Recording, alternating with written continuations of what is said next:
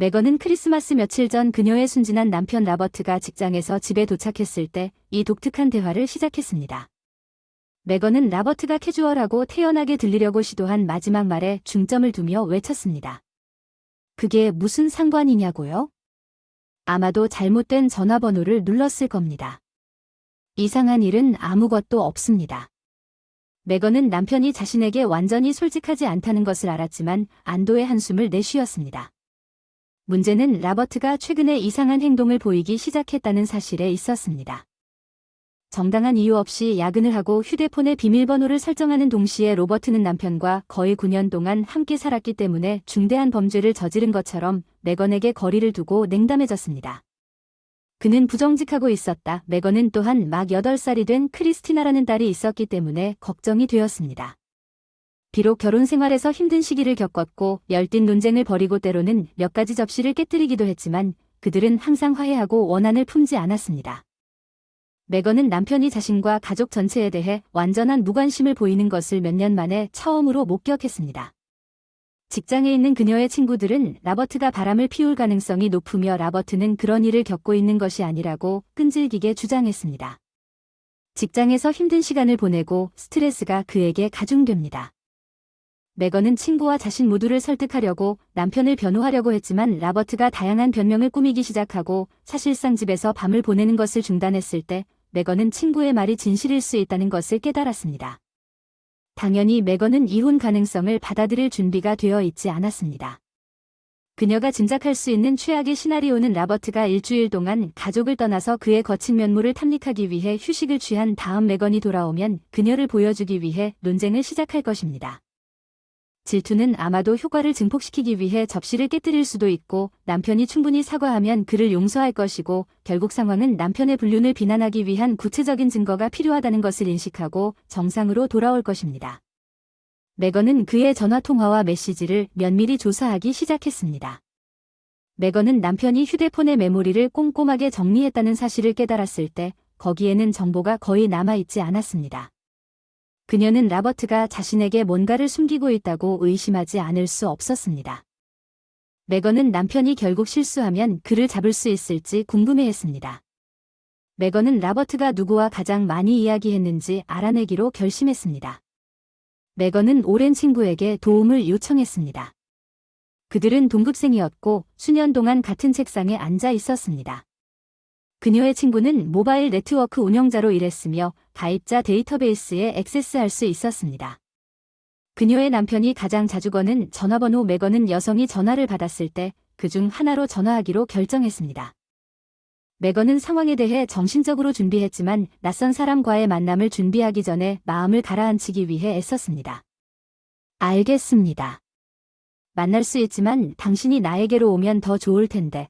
전화 반대편에서 응답하는 목소리가 들렸습니다. 메건은 모임 장소로 향하는 동안 가슴이 뛰고 무릎이 떨렸습니다. 그녀는 문 밖에 서서 잠시 멈췄다가 용기를 내어 벨을 울렸습니다. 초인종 메건은 마침내 문이 열리기 전에 최소 2분을 기다려야 했습니다. 놀랍게도 휠체어를 탄 여성이 반대편에 서 있었습니다. 메건은 도울 수 없었지만 이것이 정말로 로버트의 여주인이라고 생각했습니다. 그녀는 자신의 잠재적인 라이벌을 머리부터 발끝까지 꼼꼼하게 조사했습니다. 여주인이 물을 때까지 몇 초 동안 침묵이 이어졌습니다.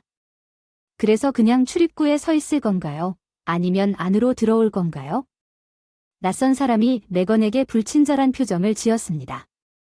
그녀는 메건보다 몇 살 더 많아 보였고 분명히 가장 전통적으로 아름다운 여성은 아니었습니다. 내가 오기 전에 도시에서 남편과 당신의 관계가 어떤지 알고 싶습니다. 메건이 목소리를 차분하게 유지하기 위해 애쓰며 물었습니다. 낯선 사람은 고의로 미소를 지으며 잘 대답했습니다. 내 이름은 예시리 라버트이고 나는 서로 사랑합니다.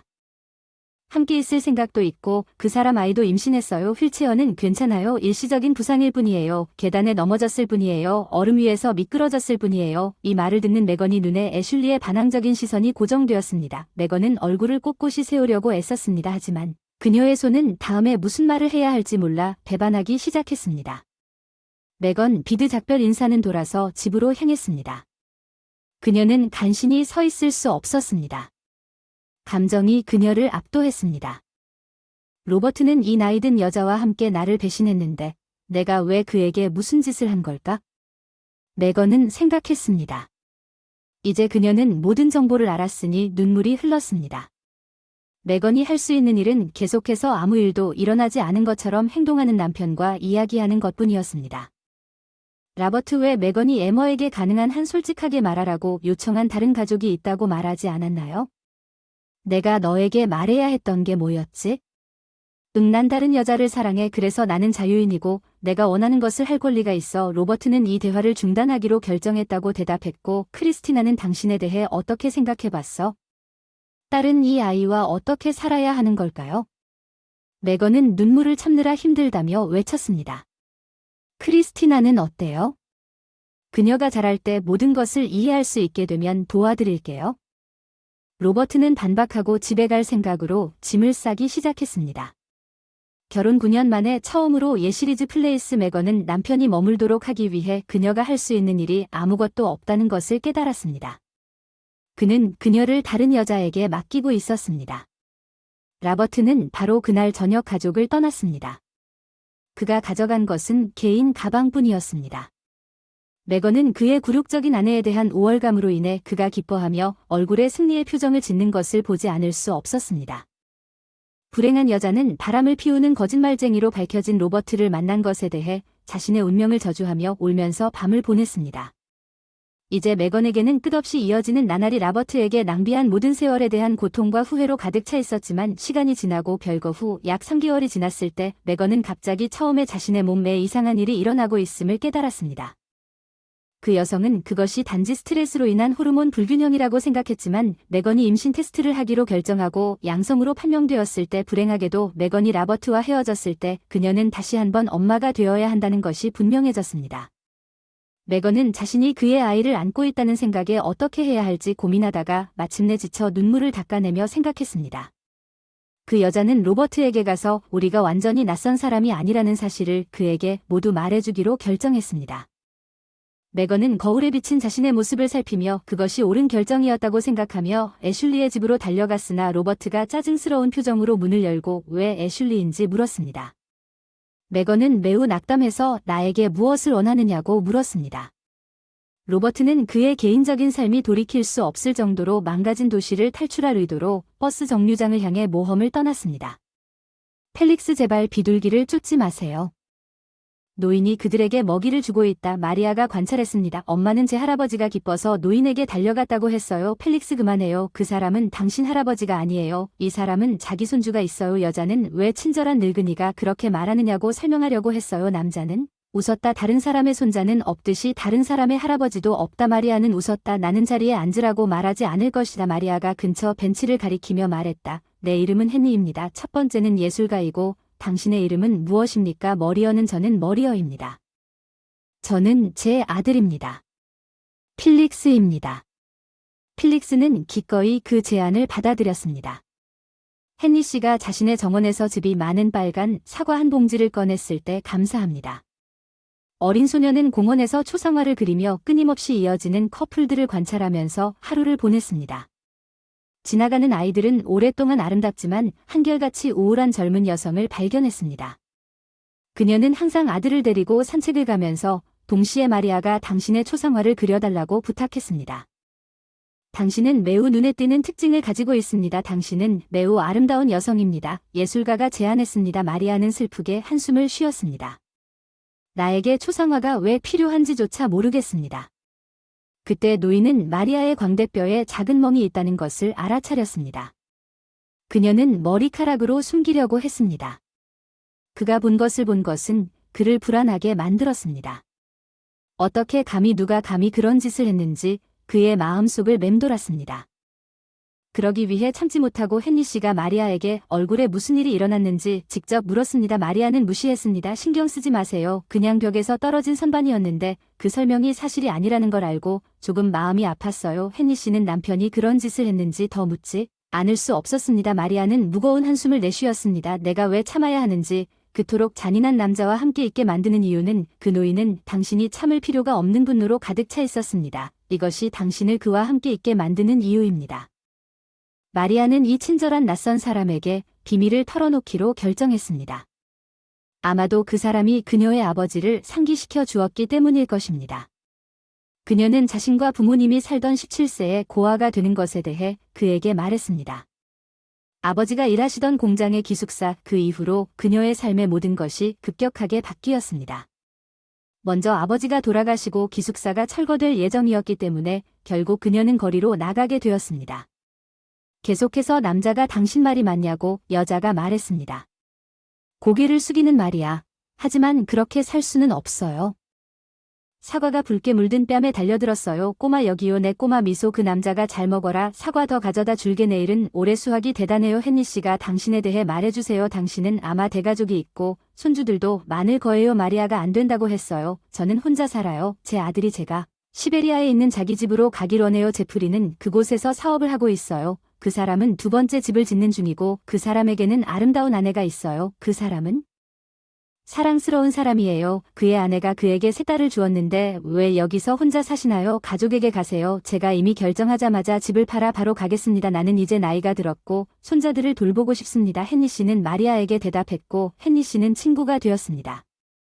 어린 소녀는 그에게서 동질감을 찾았고 예술가와 소통한 후에야 모든 것을 잊어버렸습니다. 그녀의 모든 슬픔과 고난을 매일매일 노이는 자신의 채소밭에서 선물을 가져왔고 마리아는 친구를 대접하기 위해 맛있는 케이크와 빵을 구웠습니다. 어느 날 그 여자는 어떤 이유에서인지 헨리 씨가 평소 장소에 있는 것을 발견하지 못했습니다.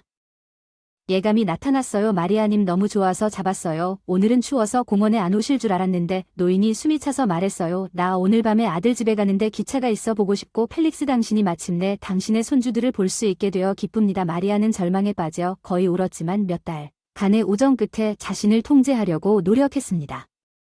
그 소녀는 노인에게 깊은 애착을 갖게 되었고 이제 다시 한번 그녀는 홀로 남겨졌습니다. 그녀의 슬픔과 함께 당신을 위한 선물이 있습니다. 여기 당신은 남자입니다. 메리앤과 펠릭스의 초상화를 내밀고 있습니다. 그녀의 얼굴은 눈물도 괴로움도 슬픔도 몰랐던 평온한 어린 시절처럼 행복으로 빛나고 명랑했습니다. 소녀는 얼마나 아름다운지 감탄했습니다. 여기 아주 특별한 선물이에요. 꼭 가져가세요. 헨리 씨가 마리아에게 큰 봉투를 건네면서 말했습니다. 그녀는 그 안에 돈이 들어있는지 궁금해서 머뭇거렸습니다. 아니, 가져가세요. 받아들이지 않겠습니다. 그녀는 분개하게 항의했습니다. 헨리 씨는 그것은 돈이 아니라고 그녀를 안심시켰습니다. 내가 펠릭스를 떠난 후에 편지를 읽어보세요. 괜찮으시면 제가 기차역까지 동행하겠습니다. 마리아는 고맙게 답했습니다. 감사합니다. 감정이 북받쳐 플랫폼에서 저와 함께 하시면 기쁠 것입니다. 마리아는 노인들에게 눈물을 흘리지 않을 수 없었습니다. 헨리 씨는 그녀를 팔로 감싸며 그녀를 위로했고 펠릭스는 그녀를 진정시키려고 노력했습니다. 울지 마세요. 내 사랑 모든 것이 괜찮을 것입니다. 당신은 자유로운 여자라는 것을 기억하세요. 당신은 사람이나 상황에 결코 의존해서는 안 됩니다. 당신의 삶을 마음대로 살아보세요. 나쁜 상황에서 벗어나고 싶으면 돌아서서 나가라고 합니다. 마리아가 집에 도착했을 때 그녀는 아들의 방에 문을 잠그고 봉투 안에 있는 헨리 씨의 편지를 읽기로 결정했습니다. 그녀는 종이 한 장과 편지에 관한 여러 문서를 발견했습니다. 읽어보세요. 마리아에게 나는 당신과 펠릭스를 매우 좋아하게 되었습니다. 나는 당신의 미래에 대해 걱정하고 있으며 그것에 대해 제프리에게 이야기했습니다. 제 아들은 이 최종 봉투에 동봉된 내 결정을 지지하고 승인합니다. 집에 대한 문서와 이제 당신이 선물할 증서입니다. TV 옆 서랍에는 누구에게도 의존하지 마세요. 펠릭스가 새로운 시작을 할 수 있을 만큼 충분한 돈이 들어있는 나무 상자가 있습니다.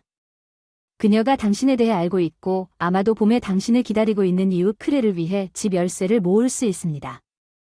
만나러 가다가 다시 만날 수도 있겠네요. 진심으로 헨리 씨. 엄마 왜 울어요? 펠릭스 할아버지가 걱정돼서 그러시는 건가요? 당신도 그 사람이 그리워요? 마리아는 눈에 아직도 눈물이 고인 채 대답했어요. 내 아들 나도 그 사람이 그리워요. 할아버지가 우리에게 주신 거예요. 믿을 수 없는 선물이고 그는 봄에 우리를 방문할 것입니다. 호기심 많은 펠릭스가 무슨 선물이 어디 있는지 물었습니다. 완전히 이해하지 못했습니다. 마리아는 그를 안심시켰습니다. 내일 보게 될 것입니다.